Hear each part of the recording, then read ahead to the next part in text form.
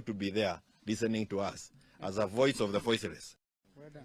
Remind them the court stayed. And again, the court stayed any attempt to stop the NDC, and the order was served on the registrar in good time.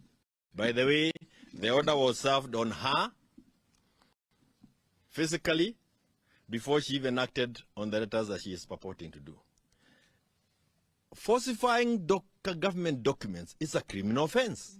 And this lady is clearly guilty of criminal offense. She has continued to falsify those documents, and that is what has sustained this unnecessary coup attempt that you see that have become part of entertainment every day. I thank you. The issue of sugar?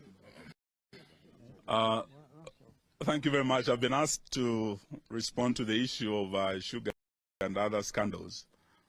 As you know, during our campaigns, we did warn Kenyans that our opponents have a history, and their history is known right from the YK92 days.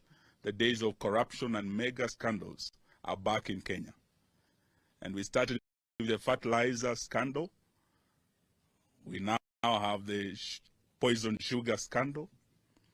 We have the nets, mosquito nets, KEMSA. And we have the tractors from Belarus. That is another scandal in the making in the transport sector.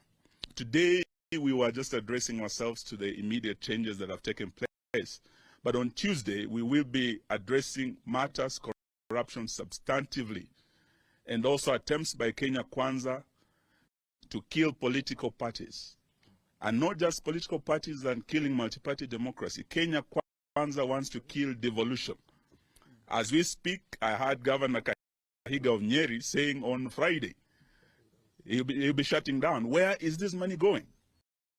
So this is a matter that we'll be addressing substantively on Tuesday. For today, we wanted to focus on the changes that have taken place, and the talks remain suspended until